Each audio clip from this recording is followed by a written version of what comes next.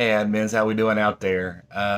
Just wanted to talk to you really quickly. It's Monday, the day after Indiana Day, and we had a fairly decent turnout. There was a uh, just around right around 250 people. Again, that's not as good as it's been in the past. Pre-COVID, we were up to between 450 and 500.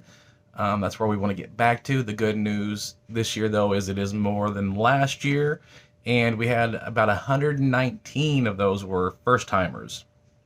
And that's really important, and that's a good note to take away from that. We do need to remember, though, that there was not the best of lodge representation at Indiana Day this year. We need to be working on that for next year, that every lodge should have some representative going to this function. The reason why this function is so important is it's important for our members back at the lodges to know, what we're doing, what Moose is about, and this is a good way for them to see where their money goes and one of the projects that our lodges uh, donate to. So that's very important. Um, we know when it's going to be next year, so let's just work on getting more lodge representation at that. Also, we have suggested for many years, and the association always reminds lodges and administrators to not have large projects on that day. We're not saying the lodge shouldn't be open and doing business, it should be, but we should not be planning a project that's large that would take all the officers and all the volunteers to have to be there at the lodge that day. They need to be going to Indiana Day.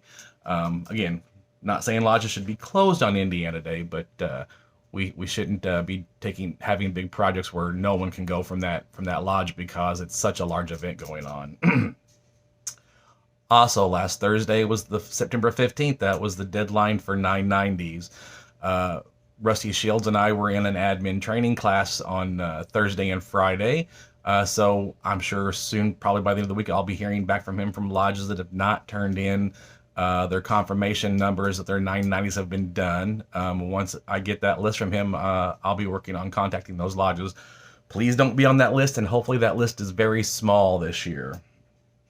And last but not least, the IMA sent out the registration form for convention for next month, along with a link to book the hotel rooms at the Wyndham. So we need to look at doing that as quickly as possible. Please be sharing that link with your board of officers and your membership. Same thing with the registration form. We need to make sure that everybody's getting the registration form so they can have it filled out in time and save the cost from pre-registration to registering on site. It is a little more expensive. Not that it's a terrible price though. So let's get those rooms as booked as quickly as we can for the lodge, and then again, just be sharing that information with your membership so they can get them filled out and get the hotel taken care of and get registration forms in. That has also been shared on the IMA's Facebook page. So if you're talking to somebody and you don't have access to giving them a registration form or telling them the link because it is a little long, tell them they can go to the Facebook page and they can find that. All right, y'all have a good day. Thanks. Bye bye.